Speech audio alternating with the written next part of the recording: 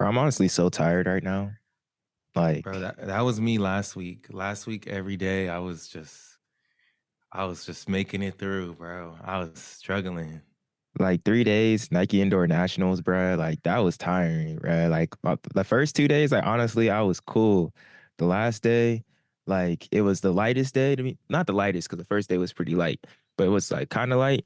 But now I'm just like, I am crashing right now, like bad. Like, dude, I can't wait to go home and just sit on the couch. Like I'm talking about like home, California home. I can't wait.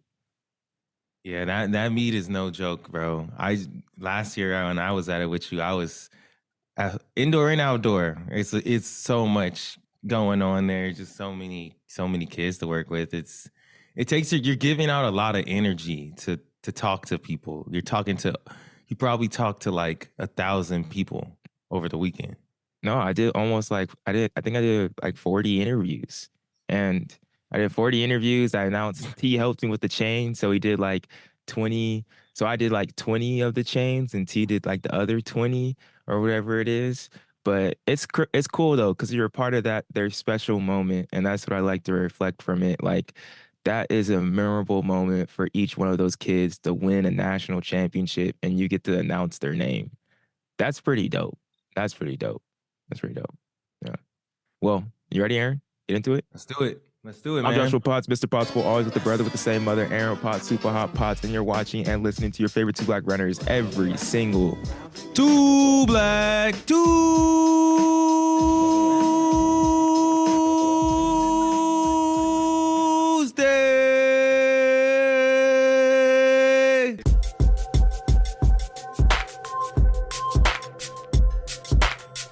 Yes, sir. Yes, sir. That was a good one. We back for another podcast for you. Super exciting. We got a really special guest. I'm excited to show y'all, but we're 1 week away. I mean, not 1 week, like 6 days away from my debut in the marathon. So it's a pretty exciting week over here, man. Yeah, it's crazy, bro. Like your journey to LA 2028 starts this Sunday, bro. You're gonna be running possibly the course, the Olympic marathon course in LA 2028, bro. You may be in the trials 4 years from now. That's insane. Hey man, I'm out here for research purposes, you know. Gotta get some learnings in, you know, for my own experiences, but also for this commentary. You know, I'm gonna know the course in 2028. I'm gonna be prepared. I'm gonna know which parts are hard and which is easy. So yeah, it's gonna be a good time. No, I'm dead, bro. That is definitely nothing. You just gotta go out there and survive, bro. This is not 3 hours to go into it. I mean, it's gonna be cool, man. I mean, last week was not a good week for me running wise. I've been very up and down in this training. Like last week, I was just super busy with work. People coming in. We had the Black Employee Resource come in. We did a round table. Some of y'all may have saw a post on LinkedIn from me because we also I was a highlighted employee. So there was just a lot going on in my work world. That took a lot of energy out of me, but it was all really good things. Like met some people that I work with that I've known for years, but I never saw them in person. And Yeah. whenever we did talk virtually, it was always like real talk because it's the Black Employee Resource Group. So you're like trying to help each other out. You're talking about things you can't typically talk about with your other coworkers and stuff. So it was super cool to like see them come and have a stage to tell their stories, bro. Yeah, so we really want to get more into that today, everybody listening, and just go more into like our personal lives. Aaron's going into a big accomplishment, a big accomplishment in his running career, a big, not accomplishment, what's the word? What other word am I looking for? I don't A know. I big guess a big milestone, checkpoint. Yeah, checkpoint, milestone. A big milestone. milestone in your running career, completing your first marathon. So I thought it would be, and we're having a great guest on that's going to dive deeper into that marathon talk. Somebody that will be at the LA Marathon hosting the event. We're going to get to that in about 10 minutes. But before we get there, Aaron, I wanted to share, both of us, let's share one high, one low, and one hope. So one high from last week, one low from last week, and then one hope for this week coming forward to just do a podcast for the real ones, let people know really where we're at. Track and field's been crazy, but let's take a back seat for a second, go behind the curtain. And some people want to know like what's going on in our own lives. Like we busy right now and everything. So you want me to start or you want to start? Or how you want to do this? You start off. All right. So my one high from last week, I think has to be, dang, we were just talking about Nike. Well, I'll go for a specific point in Nike Indoor Nationals from last week, and I would say meeting up with Riley Blade, like saying what's up to her, and really all the California kids. But I was meeting up with Riley Blade. We talked about her before. She goes to Santiago High School, one of the best milers and two milers in the nation on the girls' side. This past weekend, she ran, I think, 10:01 for 2 miles, ran 4:46 for the full mile, and like her high school is 20 miles away from me and Aaron's. And when I coached against her and my team in the same league and everything. And I was talking to her parents this past weekend, and we ran into the owner of, well, the president of NSAF, Josh Rowe, who I was working for this weekend as well at the Armory. And her mom was just telling Josh how like we were her first interview her freshman year. Like that was the first interview she ever did at Inland Empire Championships. That's so funny. And now we're both in New York at Nike Indoor Nationals. And like I've elevated since then. She's elevated since then. And that's just like it's amazing to see like where life just takes you, you know, and just like hard work and dedication from on the track and off the track can get you anywhere that you really want in life if things that you're passionate about and you dream of every single day. So that was an incredible moment. And just see all the California kids. There was a lot of California kids at Nike Indoor National. So that was dope to see. Yeah. Well, what was your one low? I Oh, think you may have been talking I about it. thought we are gonna go Are we back gonna go and back and forth. forth? You want to Yeah, let's go bounce back. it? Yeah. Let's go about back and forth. Yeah, so yeah, I already kind of talked about it. For me, my one high was definitely last week. The Black Employee Resource Group at Deckers. If y'all didn't know, Deckers is the parent company of Hoka. So the Black Employee Resource Group, I've been a part of it for like basically my whole entire career, so like about 4 years now. Um, and we had a Black Excellence panel where we brought out employees from all over the country, about 6 of us, and we basically just had a platform to come and talk about our stories and who really are and what makes us who we are. And it was really cool because a lot of these people I've known my whole entire career, but I've never got to meet them in person. So it's great to be able to, just connect with them on a real level. Like when you're Mm-hmm. connecting over teams and stuff, that's one thing. But when you get in real person, like you can really break down those walls a little bit more and get a little bit deeper. So that was a lot of fun. And I guess basically during the roundtable, they asked us like who you are really outside of like your job role, and it was a moment where I was able to reflect, and that's a really deep question, who are Mm-hmm. you? You know what I'm saying? So you have to really like think about that, and for me, I mainly focused on my family and my family and my faith and my running, but what was really highlighted was just the inspiration I feel like I talk about on this podcast, like how faith has really just driven me to be a person that wants to put other people's in position and to inspire people. And that kind of started with me just growing up and, my dad telling me he wanted me to be better than him. That's like a turning point, I would say, in my life, even though that's like probably like 4 years old. But I feel like that's shaped a lot of me. So it was cool getting to share that. People were impressed with my speaking skills, and I'm gonna shout out Speaking with Impact because I was definitely Hey. in my ready position because it was like a TV set, y'all. Like it was a nice, like we looked like we were on TV. So I was in my ready position for sure.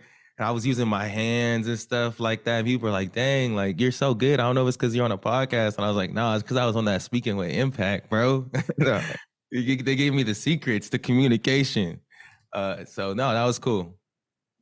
Oh, there you go. There you go. Yeah, that was a dope opportunity. That's a dope opportunity. And be able just to meet those people from work too. I think it's dope. Okay, so my one low. What was my low for the week? I don't know. What was my low? I would say Nike Internationals was basically my entire week last week. But I will say the low was during Nike Internationals, like during the shuttle, like it's crazy over there. That was the first time I was really on like comms. So like I was like, so basically at the armory, if you haven't been to the armory, bro, it's a whole production. And like the team there is insane.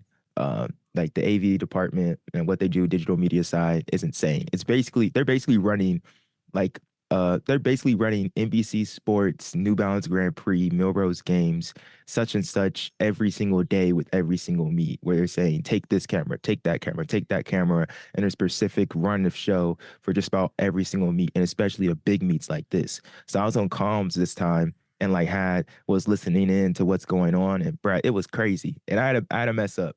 Well, I don't know if I had to mess up. I guess I'll take the blame for it though. But like I don't even know. I don't know what was happening, bro. Essentially, what happened though, like the 55 shuttle hurdle girls, it happened, and then I was giving out chains. So every single winner gets a chain. We're giving out chains to the winner, and then the results changed. And as we did that, Oh, come on now. so then we had to take the chains back. I'm like, bro, a lot. It was crazy, bro. It was crazy, and I was just all like, bro, I'm not the one that's supposed to be. I'm just supposed to be giving out chains. I don't take them back. You feel me? So like that was a low. Just that entire process. I didn't go deep into it, but like that entire process of like messing that up was just like I was just like, dang, Brad, like, what am I supposed to do? After that, I took a step back. You feel me? We're kind of smooth sailing. But like during that part, I was like, dang, Brad, like the shuttle hurdles, it's just a messy event, bro. It's just a They messy had event. they had you up there like Steve Harvey, bro. Oh, for real, man. That's For real, crazy. man. I didn't end up That's announcing though. crazy. We almost announced. We almost announced. And like they had to call us back. But yeah, I was almost up there like Steve Harvey, bro. Said Miss Columbia. It's like, hold on, Steve, what you saying? It's like, oh, Damn. that's why. I mean, for me, the low was just I underestimated how much the toll that this Black Excellent panel was going to take on me energy wise. So everyone, we did the panel on Wednesday, right? I think we did it on Wednesday, and then everyone came on Tuesday, and then everyone came on Tuesday. The panel was on Wednesday, and then some people left on Wednesday and some people left on Thursday. So I was like a pseudo host since I was the only one from here. And me, like we talk on these podcasts. So I'm like, yo, I'm just gonna pull up and like, I'm gonna ask some Mm, questions, answer questions, like, But yeah. nah, it was more than that. Like we had to do like, sit down and we had to do a rehearsal, like nothing serious, but just like, audio checks and stuff like that. And then we had to like, we did like a Art of Kindness event, basically a charity event. We went back to Girls Inc. It's a nationwide organization that basically like Boys and Girls Club, and then took them out to eat and stuff. So like I was just doing a lot. Like I just had so much on my plate. I was barely able to get work done, and then wasn't getting a lot of sleep because of stuff. Like it was just tough, bro. So that made it tough to balance life wise. Yeah. So I say that was my real only low. Other than that, like last week was great. Like my mind definitely grew a little bit, but that was the low for sure. Oh, that's good. That's good. I think there's a lot of things that we can do that just like we underestimate in life in general, and especially when we have like a lot going on and we just try to. Sometimes we just gotta fit stuff in. Just feel like, all right, here we go. Like definitely because we got a lot of stuff, and I appreciate everybody that's just sticked into the podcast right now because like y'all really basically hearing a phone conversation that me and Aaron would have. But like, bro, this is the reality of what it is. Like we filming this podcast, we are just two black runners that love track and field, and like this is our life, and we want to bring that more into y'all. But lastly, our one hope for this week, and then we'll get into the interview for today. My one hope is just hope that I get home safely, bro. That's my main hope. Get home safely through this week. I finally leave to go back home this Saturday. And yeah, this Saturday. That'll be on my birthday as well. So just hoping that Saturday goes great, praying for safe travels back home, and yeah, just hoping for that. Like my work here is done, doing all these edits. So if you check on the Armory, there'll probably be already a reel that's up tomorrow. Well, today on Tuesday. So like, yeah, I'm done, bro. I'm just ready to go home, hoping that travel's safe and dude, have a great time, see everybody, and just it's gonna be fun Sunday. Yeah, for me, I guess, I mean, my hope is I got the marathon, bro. So my hope is to not bonk, really.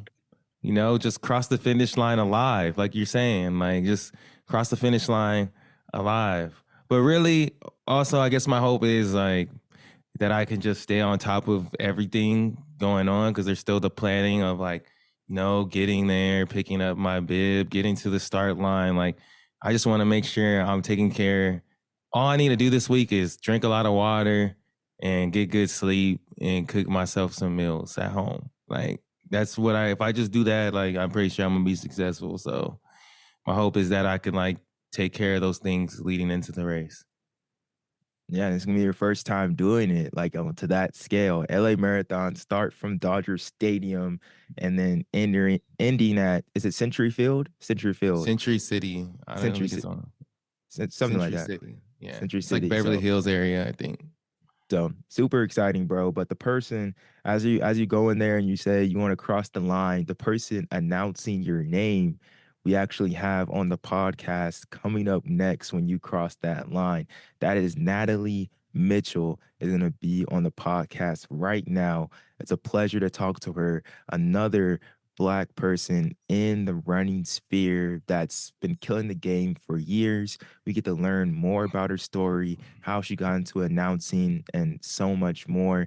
It's a great podcast to listen to, and excited for y'all to take it all in. Aaron, did I miss anything, or we ready to go?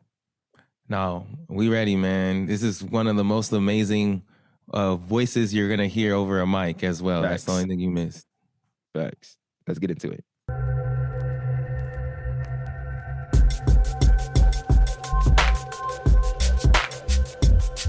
Now coming on the podcast, we have a super duper special guest. Aaron is racing the LA Marathon this week. It's going to be exciting.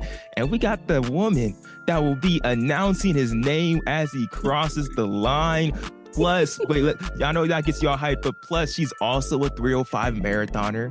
She's the co-host of the Sweet Run podcast. She's a mother of three. She down in Southern California where she was a University Santa Barbara alumni, ran the team too. She did her thing. Nat runs far. I'm talking about Natalie Mitchell is joining us on the Two Black Runners podcast for a little conversation. Natalie, how you doing? How you doing? Whoop, whoop. I love that intro. I am so excited to be here talking to both of you. Let's do this. Natalie, we got to start off this. Like, I'm thinking about what we have in common. So basically, I was on Instagram, I'm scrolling, and I see, oh, this Black woman is announcing the LA Marathon. She has a podcast. And then as I start researching you, I'm like, wait, she went to UCSB and I live right down the street from UCSB. And then I'm like, wait, the podcast is with her husband and their son. They coach their son that also like runs distance, runs the mile and stuff like that. So I don't know. That's just crazy how much we really have in common here, just to start off.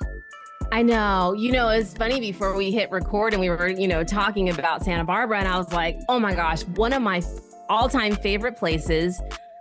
Spent 5 years of my life living there, being at university and running there cross country and track. And, so much of my, early 20s, it was formed in Santa Barbara. So love it. So beautiful. And as we were saying, you can never complain about the weather because it's always beautiful. So yeah, I'm super, honored to be a Gaucho alumni. It's amazing to have you on the podcast and somebody, and it's kind of serendipitous, we're kind of extending. Well, not I shouldn't even say extending because Black History Month is every month. Let's say it. Let's be for real. But like last person that we had on, Tony Reed, he had the Breaking 3 Hours documentary for all the Black women under 3 hours, and for someone like you that's run 305 on that journey to sub 3, hopefully to still get there one day. It really is serendipitous for you to be on the podcast with us and like to have this conversation. But let's talk about race announcing for a second. I want to go Yeah. there. How did that Yeah. happen? How did you get into it? Where does that story kind of go back to? Does that go all the way back to when you started running, or where does that story start? If the origins of it are that, I was a voiceover actress for a long time. And so This I've makes so much sense. I'm sorry, Joshua Natalie. called that. I've when I first listened, I turned on your podcast just to listen on to like for like 1 second. I was like, wait, hold on. Wait. This voice is insane right now. Like I was like, you have a beautiful voice. I was like, this is Thank super you. clear and everything. Like she has to do voiceover work or something. But yeah, go ahead. Yeah. So when I graduated from Santa Barbara, I did, entertainment work for a little bit. I worked on movies and TV. And then at one point I decided I didn't want to be an entertainment executive. And somehow I landed taking a class at UCLA Extension for voiceover. I had done a little bit of voiceover as a kid. And I was like, I don't know. I feel like there's like something calling me to take this class. And then that exploded into all these different classes and private sessions, which ended up landing me an agent and just going all over LA and auditioning for a lot of commercials and animated series and just a bunch of different things that I was really blessed to have. And that whole journey has brought me here to race announcing. And it's kind of like, it's funny too, because the whole time I was a voiceover actress, I was also running a lot. And I never put the two together. It was just kind of funny. It was like, I basically was working an entertainment job. And then I would go on my lunch break running to auditions. And then I'd be fitting in my runs in between all of that. And I never put it together that I could marry the two until way later. And so now it's kind of like a new thing for me. I haven't been doing it for a long time, but it's really been like, it kind of exploded. It was kind of like, okay, I announced for one race. I did the Long Beach Marathon. I've done the Santa Monica Classic. I've done the Surf City 10. And I just did the Rose Bowl half marathon and 5K. And then I'll be doing the LA 5K and then the LA Marathon. So it's just been kind of like one thing after the other. But I will tell you the story about the LA Marathon and the power of connections and people and friends. So the reason why I got the LA Marathon gig is because of another Black woman who recommended me to the people at the LA Marathon. So Ingrid Walters. Do you guys know Ingrid? She's one of the girls. She's broken 3. She was on the sub 3 hour documentary. Yes. Ingrid she's the one from out here, right? Yeah. She lives in Santa Monica. Like we live right now, down the way from each other. And she's a phenomenal athlete and she's an actress as well. But anyway, so this past summer, she texted me and was like, hey, the race director for the LA Marathon is looking for a new race announcer. And he didn't want to go through the whole like cattle call process or like, have this whole auditioning process. He just kind of wants to like talk to some people and get a few names. And I gave him your name. I think you'd be perfect for this. And I was just like, what? I was stunned, and just very honored that she would think of me. And so that's how it happened. Like, immediately they were like, hey, we want to have a meeting with you. Did the meeting and boom, they were like, let's do this. And it's the McCourt Foundation. So they have the LA Marathon, the Santa Monica Classic, the Rose Bowl half marathon. So it's kind of all of a series. So they signed me up for all of that. And so, it's just been, and then along the way, I met someone else and ended up doing the Long Beach Marathon, which was really fun and actually a really good way to get my feet wet before the LA Marathon, because it was a big marathon as well. So just the power of people and connections. And I just feel really, honestly, so blessed. And like, it's all been able to come together. And sometimes in life, it takes you a long time to like figure out where your path is going and how to get there and like what your purpose is for doing certain things. And then suddenly it's like, boom, it just hits you in the face. And you're like, oh, I was supposed to be, and doing this, and all of that whole journey has brought me to this point. So, yeah. I love that. And it's so powerful that you mentioned Ingrid Walters being one of those connections for you. For our listeners who may not be familiar with Ingrid Walters, she's one of the women that's been under 3 hours, but she's a amazing actress. Like she was on Baywatch, she was on Amistad, she was on Higher Learning, a classic. She's a cancer survivor. Am I right about that too? She overcame cancer and came back to the marathon. She has an incredible story. So that's powerful, but it kind of takes me back to like a big reason I just did this thing for my job, like where I answer questions about the podcast, and we always get asked about the two black runners, like that's our name, and how do you guys share perspective and things like that. So it makes me think about like why we do what we do here. And one of the main things I can stand on for two black runners, and I always will, is like we come here, and I would say we speak for all black people. We just come here and we're just ourselves and we share our perspective. But what I really always want out of this podcast is for someone listening or watching that looks like me to just see me and be like, hey, there's like a place for you in this running media platform type of world. And I feel like you're someone that's very representative of that, and your story is going to open a door for someone else, like Ingrid's opened a door for you, and how we've done that. It's important for us to do that for each other, but also to be able to share those stories of how you got to where you are, So that's a really beautiful moment that you shared, and I appreciate you. Yeah, I want to say one more thing about Ingrid. She actually won the women's open division of the LA Marathon in 2019. That's not that long ago. It's not that long ago. And so she is phenomenal. I'm so happy that it's so neat. We've talked about this so much, and then 2020 happened, right? And everything exploded, and suddenly everyone was talking about race and representation and all of these things, and which is a very important conversation to have. But I love people like Ingrid and myself, and we can like connect and meet and talk and grow. And you're right, like other women and other people and kids will see that and think, that's possible for me too, or I want to do that, and I can't tell you how many people at races now that are of color that look at me and their smile just like gets a little bit bigger because they're like, oh man, that's so cool that you're doing that, because you don't see a lot of people that look like me on the microphone at a race. So yeah, and a lot of circumstances, I feel blessed about that.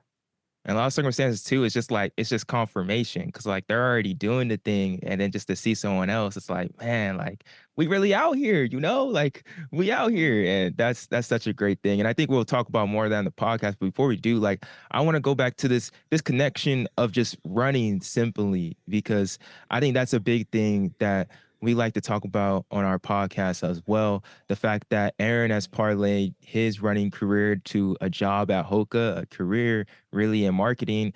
And then I just got out of school, but I'm working in the corporate world now. Technically, like, look, dang, I'm low key in the corporate, huh, Aaron? Golly, I'm no, you are in it. Dang. You're big time. Yeah, you at the Armory, bro. What you mean? That's awesome. Working at the Armory, like, just the opportunities that can like come through the running industry, but that's somewhere that has to start. And it was running something that was always in your family from the very beginning, or when did you start running?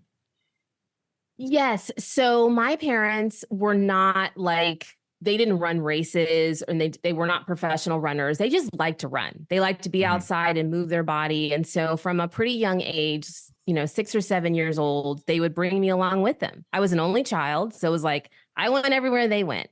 So when they would go on a run, I would go on a run too. And I just immediately loved it. I loved being outside. I loved feeling dirt on my feet and just playing in the grass and running. And sometimes my dad would take me to the track and I'd run around the track. And yeah, it never was something that I didn't love.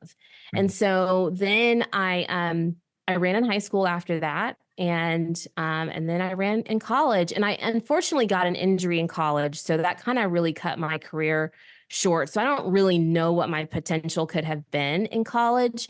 And, social media wasn't what it is now, right? And so I wasn't looking at all these people and thinking to myself, well, I could run after college and maybe I could see what I could do on a higher level after college. I was just kind of like, oh, well, I want to do a marathon at some point.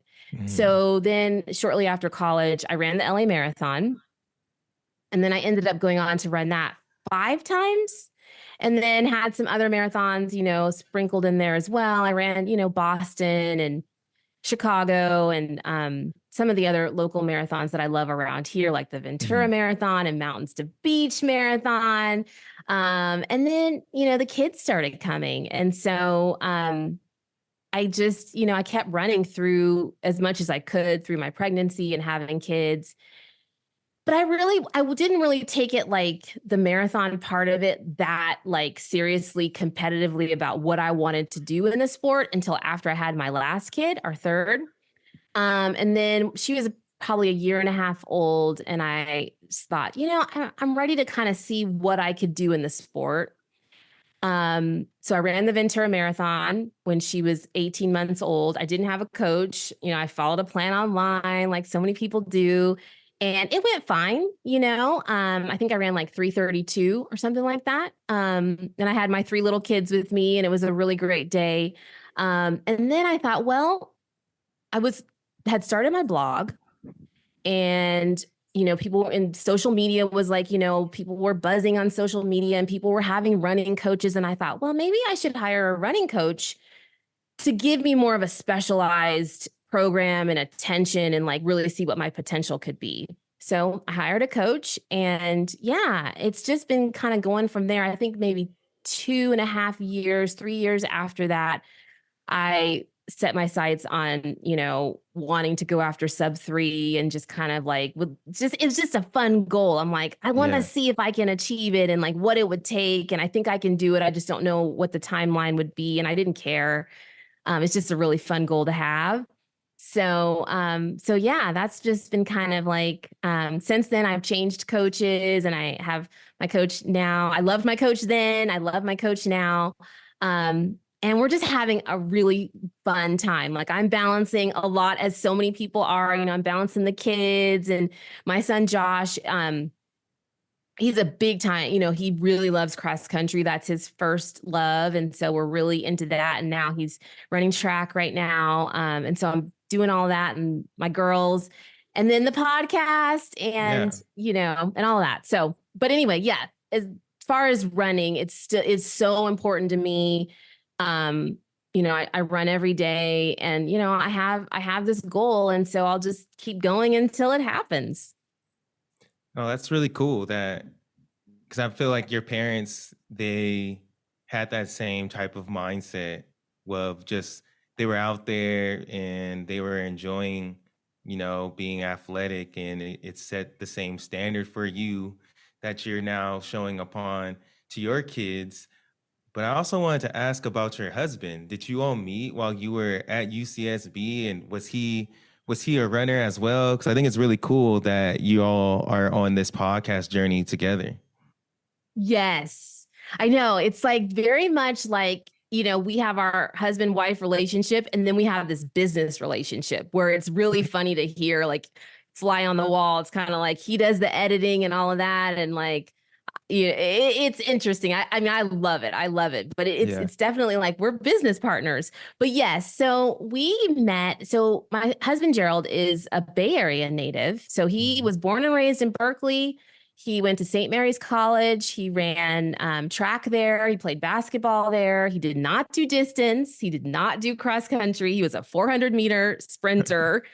He didn't end up running after college. We met at a wedding in Laguna Beach 4th of July weekend. His really good friend that they've been friends since they were like 11 married my girlfriend who went to Santa Barbara. And they met, and we had never met before, but we met at their wedding that weekend. And it was like a complete cliche, like that doesn't happen, right? I mean, I'm like, I had been at that point, I had been to so many weddings. I was never like, oh, I'm gonna meet someone at this wedding. I just did not think that at all. But we ended up kind of getting set up by my girlfriends. I didn't know about it. And yeah, and so we met, and I thought, well, he's a really nice guy and he's really handsome, but I'm not interested in dating someone who lives in the Bay Area. Like, I just don't want to do a long distance dating thing. So that changed pretty quickly. He was, he just called right away, and we just really just hit it off. And so, so we started dating, and then we were traveling back and forth every weekend. And then he ended up getting a job transfer to LA. So he moved to LA, and he had his apartment and I had my apartment. And then I was training for the LA Marathon. So long story short, he was secretly training for the LA Marathon. So that's what I was going to ask you. I was like, he started running distance quick, huh? Yeah. He kind of like got roped into it because I'd be like, oh, you want to go on a run? Yeah, yeah. Like, I really like this girl. Like, I'm going to start running longer distances. So we got engaged at the LA Marathon, which is kind of funny. It's like a complete full circle moment that we got engaged at the LA Marathon, and now I'm going to be announcing for the LA Marathon. So that's cool. Yeah. Wait, he ran with you, and then at the end he proposed, or at the beginning? No. So he's secretly trained. Then he walked. At that time, you could walk the person to the starting line, and it was a little more loose, I guess. And he was like, "Oh, surprise! I'm running the marathon," and I was like, "What?" Like, because he was like, "I would never run a marathon. That's insane." So I was like, and you know how it is, like when you're on the starting line of a marathon that you've trained for, like you're focused on that. Like, bro, so and it was like, you're like, what? And it was pouring down rain that day in LA. Like, it doesn't rain here, but that day it was like crazy rain. And so I was like, it was raining, and I'm like trying to get ready for the race. And I'm like, what? Like, what are you talking about? So he shows me his number, and I was like, oh my gosh, that's great. But like, I was like, that's really great. I was like blown away. So he's like, you run your race because you've trained. And I had a group that I was running with. And he's like, just meet me at the finish line so you can cheer me on when I cross the line. And I was like, okay. And that was it. The gun went off and we were basically like, bye, So I finished the marathon, and then I was like, oh, Gerald is out there and he's running. I have to like wait for him. But I knew he was going to be longer than me. So I went and got my photo taken and talked to some people, and I came back to wait for him, and he still wasn't there. And then I was like, oh, I better make sure I stay warm, because it was really like, it was cold and it was still kind of raining. Yeah. So long story short, I ended up not feeling well. They were like, you need to go to the medical tent. I ended up having hypothermia. Oh my gosh. What? So I'm supposed to be at the finish line waiting for him. That didn't happen. So they kept me in the medical tent for a while, and then they released me, and then I went back, and then he wasn't there. And I was like, where should I go to meet him? So I went to the hotel, and he was there. So he ended up, bringing me to the side and I was like, I'm so excited that you ran your first marathon. Like, this is such an important moment. Like, this is amazing. And he was like, well, actually, I ran it for a reason. And so he ended up proposing in front of all these sweaty runners at the hotel. So yeah, that has to be nerve-wracking for him. He's like, man, she had a bad day. Like, this is not the right time to be proposing. I thought this was gonna be a good idea. Especially like when I wasn't there. And like, yes. Yeah, he was kind of like, because he had told, my only person he told was my mom. And he was like, just make sure she stays at the finish line. And so I got separated from my mom. And so he comes across, he's like, where's Natalie? And she was like, I don't know. And so it was like, that's really crazy. But it was a really, really special moment. And I loved it. So. Yeah, I was just concerned about him finishing the marathon than having to get down on one knee. So I think it worked in his favor that like he had some time to rest because I don't know if he would have got back up. Like he may have locked up or something. You know what I mean? know. Like And he was not in that great of marathon shape. Like he was kind of haphazardly training. So it wasn't like it would have been a big deal for him to probably, I don't know, get down on one knee right as he crossed. But anyway, it all worked out. So, but I think yeah. that's perfect transition into this because I don't know if you would consider Aaron haphazardly training over the past couple months, but Aaron's over here about to run his first marathon. About 2 weeks ago, he wasn't saying he wasn't feeling so good. Do you have any advice for Aaron before he gets into Aaron? If you want to speak for yourself, I don't know if you feel me. I don't know if I disrespect you by any means, maybe saying haphazardly. If you want to speak for yourself as well No, before she gives you advice, how are you feeling, bro? I wouldn't know. My question more so would be about like, what would be your advice now that we know that story too, for a fan perspective, for a family that I have or people I have coming to watch? Like, are there particular spots or advice you have for that? And then racing advice is, I don't know, what parts of the course should I look out for, I guess? Yes. Okay. Several layers to this. One, my jaw dropped because I didn't realize this was your first marathon. I'm Yeah. so excited for you. Okay, I cannot wait to cheer you on and call your name as you cross the line. So that is really cool. Two, they have changed the LA Marathon course a lot. Yeah. So it has changed a bit since that time when we got engaged and I ran it. But and now it ends in Century City. So it first it ended downtown LA, then it ended in Santa Monica, which we all loved that ending by the beach. Oh, that sounds Then they dope. had some issue with the city of Santa Monica or whatever. They couldn't come to an agreement. So now it's ending in Century City, which is Beverly Hills adjacent, which is a great finish line. As far as spectating, I would say have your family like look on the map and just like, really good spots would be like Sunset Boulevard, like all along there. That's a great place to cheer you on. There's a lot like, the Man's Chinese Theater and like all those LA landmarks that are really cool would be a great place for them to cheer you on. Of course, the finish line is great, obviously. The thing I think, and I'm not quite sure how to navigate through this, but I think it would be cool if they were kind of like within the first 10K, they could see you at the beginning, but then they'll have to make sure that they can either one, get to another spot and then see you at the finish line, or they might have to go right to the finish line. Cause I don't know how the traffic, would Yeah. be and all of that. So, No, yeah. well, It you had has to be another question tough. too. What was the other question? Any tough, I guess I was gonna ask you like toughest part of the course, but everyone tells me you finish going uphill now because you go down San Vicente and then you have to come back up. So, but the course has changed so much. I was like, what are parts of the course I need to look out for? Yeah, the LA Marathon course is hilly. So just know that. I think if you have put that in your mind and you might have already done that, but like Yeah. it's hilly. LA is a very hilly city, but it's really cool. There's tons of support out there. I would say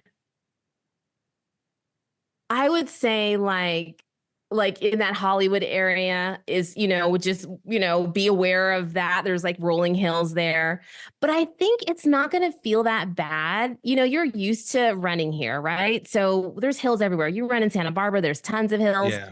So it's not going to be that bad. And there's so much hype and excitement in that area. And there's music playing and bands and like all this stuff. So I think you're going to be good. Just I enjoy think it. so. I'm there for the vibes. I'm there to have a good time. Yeah. I thought I was like injured for a little bit. I had to take some time off and I got sick, but at this Ah, point, I'm ready to go. I'm ready to go. And I'm excited to complete my first marathon so I could just have that experience of what it's like doing a marathon, especially I know it's not a marathon major, but it's in a major city. It's in LA. So yeah. Yeah, it's definitely like a big deal here and people, really come out for it. It's interesting too. Like I've often thought like why they've never made it a world major marathon. It's the second largest city in the United States. So it's definitely a big, big deal here. It's a big race, but just enjoy it, and soak it all in. And the first marathon is like the most special. So it's going to be good. It's going to be good. How's your training been going? I mean, like, did you have a good training cycle? It was all right. Like my goal originally when I was first like training, starting off, I was like getting to a point in shape where I was like, oh, I'm about to, because at first I was like, I just want to break 3 hours. But as I was like training more and more, I was like, oh, I might be able to run like under 250. But at this point, I had to take time off and everything. So I'm just gonna pace myself and get under 3 hours. I did my longest run was yesterday. I ran 17 and a half, like to get a 2 hour run in. And so, the hay's in the barn, as they say. At this point, I got one more long run and one more workout really, but there's not much that's gonna make me worse or better at this point, Yeah. So I'm excited. I'm actually really excited for it. And I think Natalie, it's one of your quotes is expect success. Is that one of your sayings? Expect success? Yes, that's so funny that you brought that up. So my first coach after going back, and having kids and deciding to, do the marathon that I, worked with, that was from him. And so he would tell me, expect success. And I just was like, that resonated with me so much. Cause it's like, I feel like you go through this training cycle and you have ups and downs and hiccups and this and that. And you're kind of looking over your training at the end, you're getting ready for the race. And you're like, I'm ready to let's do this. I'm ready to lay this out there. And you just want to make sure that you feel confident because you've done the training. And I just love that. Expect success. Like if you expect it and you go in there, like Aaron, you go out there and like, I'm doing this. Like it's happening. I'm going to have a great race. Expect success. And when you put it out there, it will happen. So I love it. Hey, Aaron, you hyped, bro. I'm hyped. Wait, hold on. I'm gonna have to get on the line. I feel like I've been on that attitude, to be honest. I feel like I've been about that. People have been worried for me, and I'm like, no, we're gonna be good. Like you're gonna be good. Did you have a coach or did you self-train? No, I just self-train. I read a little bit of some books, but yeah, I've also been running since like I was little. Like my dad was coaching us and everything, so I'm not too far removed from. I'm not nowhere close to where I was when I was competing, trying to be like elite. But the more I run, and I just have to stay healthy at this point and fit it into my schedule. Like you're saying, I have so many things going on. But the more I run, I'm like, oh, I'm lucky. I'm really not that far away from where I was, especially if I just have to have a sustainable lifestyle and training plan. I don't have to do 1,000,000 miles or crazy workouts. I just have to be consistent and like I'm still holding on to some fitness that I had from a couple years ago, which is a blessing and it's amazing. So I just want to get the most out of it. Like I want to be able to just go run an LA marathon, or do like a random race in a town because it's like a gift that I was blessed with. So that's what I've just been about this entire year and just going forward. So that's a big reason why I'm doing it. That's awesome. Now, Joshua, are you going to be there cheering Aaron on? Yeah. And what's up with you? What's up with your running? Dang, why you gonna put me on this? That's crazy. That's crazy. Put him on blast, man. No, I'm gonna be there. So I leave New York. I leave like officially. I'm going on the 16th, and so the next day, the LA Marathon. So I'll be there on Sunday.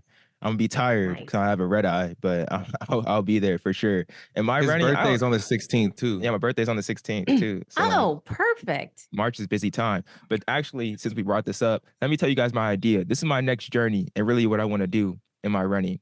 So not in my running, my track and field journey. There you go, field. I want to learn the long jump and the high jump. That's what I want to do next. I did field events as a kid, but I want to do long jump and high jump. I want to experience the life of somebody doing field.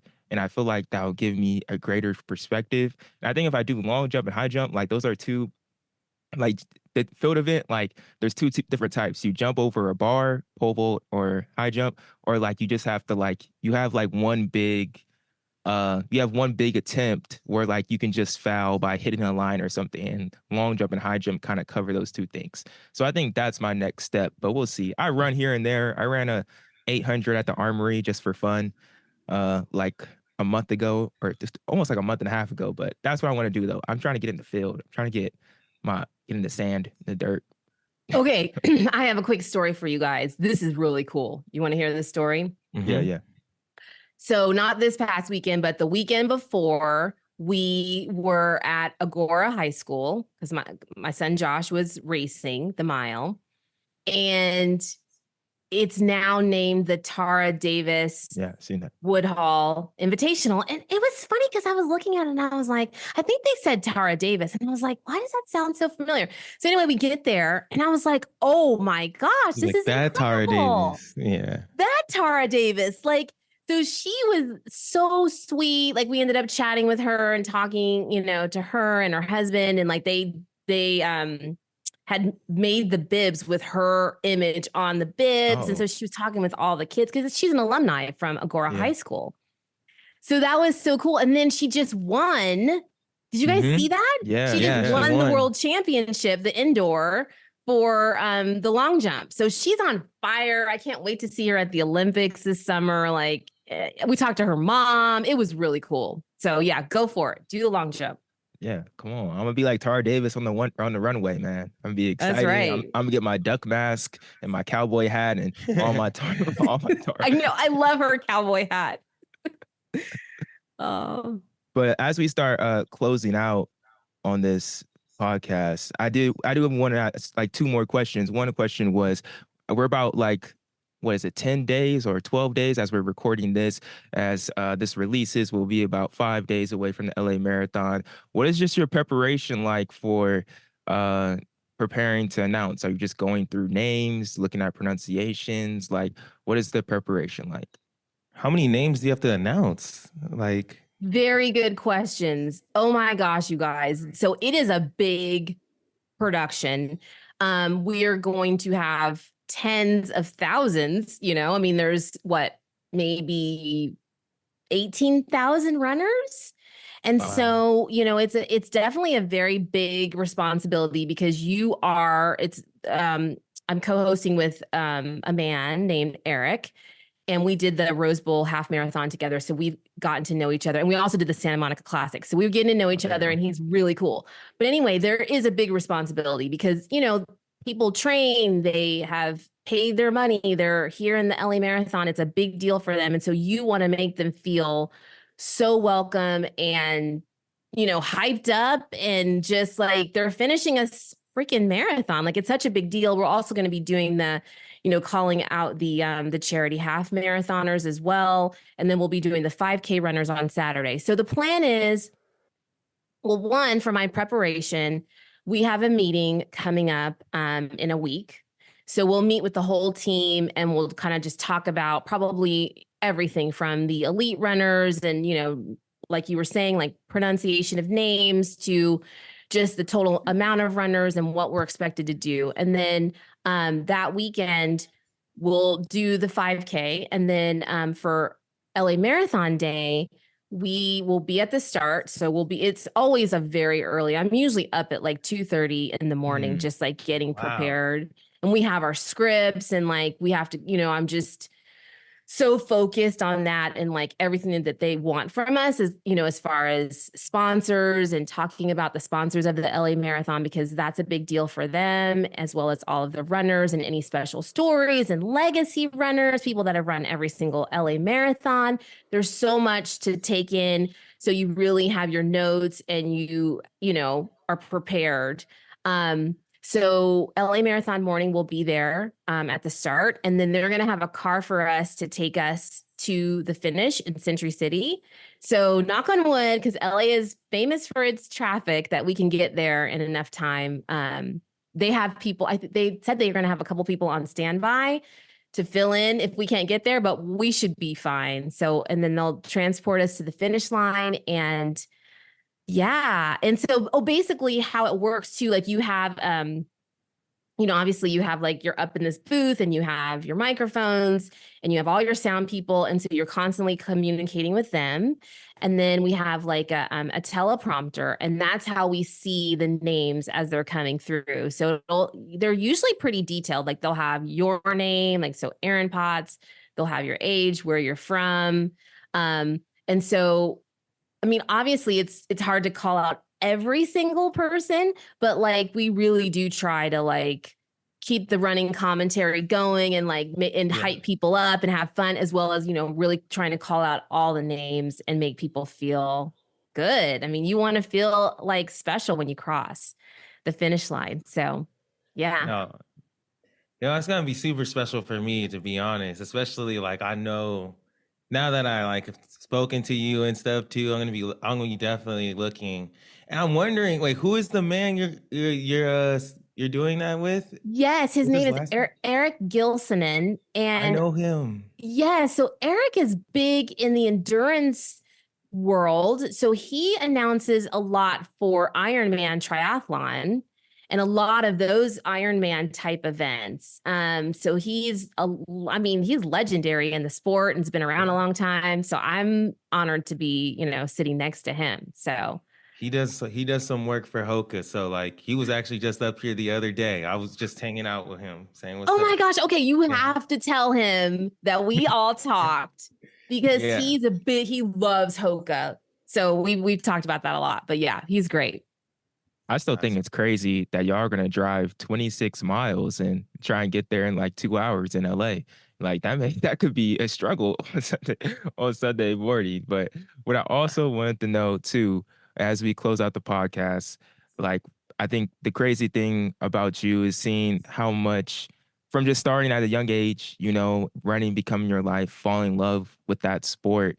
And it's become so much of your life now as you're like your mother and with your kids and with your career and like what you do, it's like you're consumed by running. And I think a lot about our podcast and everything is showing the opportunities that can come from just starting to run in high school that people don't know about. And like to know that like you can do a podcast, you can be a race announcer, you can be an athletic trainer, you can be in media, you can work on shoes. There's so many avenues. Just like talk about, kind of describe just your connection to running and all the opportunities that it's given you, and just like wanting to share that advice on to the younger generation as well. And not even just the younger generation, to the people right now that may not even see the opportunities that lie right in front of them. Yeah.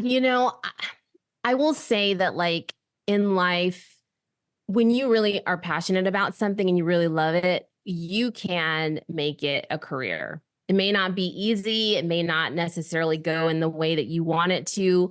And that is what has happened with me. And I would have never thought when I was in high school, for instance, that my life would be what it is now. I mean, I'm a running coach. I have a roster of athletes that I love that are all training for races right now. So I'm really involved in their lives and helping them become better athletes as a coach, with the Sweet Run podcast, race announcing, and, working with different brands to help just them have more of a notice out there in the running world and working with brands. It's just been it continues to be this winding path, and like who knows where it will take me. But I will say to people, like, if you truly do love something, go for it. Use that love and hone your business skills, and just do it, because it's like the worst thing that could happen is like it doesn't work out, or you just end up, you take a job doing something else and maybe do it on the side, or maybe you decide that running is a career, maybe not for you, but you want to be an athlete and be in the sport. But I'm so passionate about that, because I think in life it's like we are expected to do these things. Like we go to college, maybe we get our master's degree, we're expected to get this career, and it's this 9 to 5 grind. And like now, you guys know, now in the world of digital media, like the possibilities are endless on what you can do as a career. You just have to be passionate about it. Yeah. No, I love that. You can really you can really make your dreams into a reality, and you're a prime example of what running can really, what you can get from running, especially nowadays. It it's universal for everyone. There's running is definitely like a connector for people, but there's just so many opportunities that lay out there, and it doesn't matter who you are, what you look like, or even how fast you are. And that's what I really like about that's one of the things I really like about where we're at in this social media running type of age, where, because that's what you're doing is what I am trying to currently do, is where do I where do I fit in this puzzle, like. And you know what, I'm already in it, I'm already connected to all the other puzzle pieces.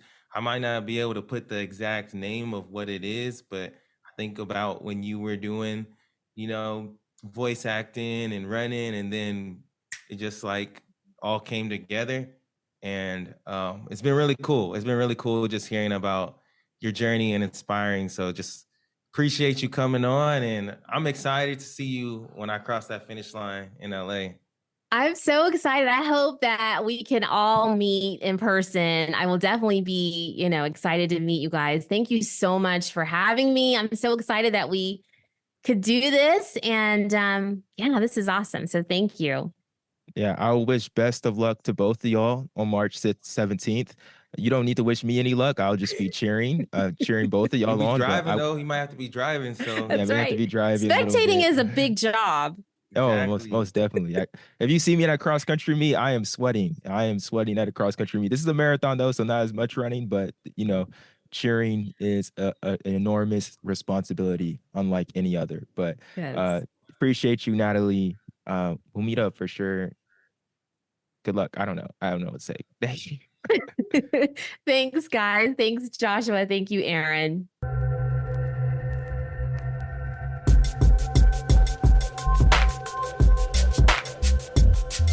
Now, Aaron, you're definitely right. That was the greatest voice probably on the Two Black Runners podcast you would ever listen to. Like crisp, clear, like straight off like a Chevrolet commercial. Like, I don't know.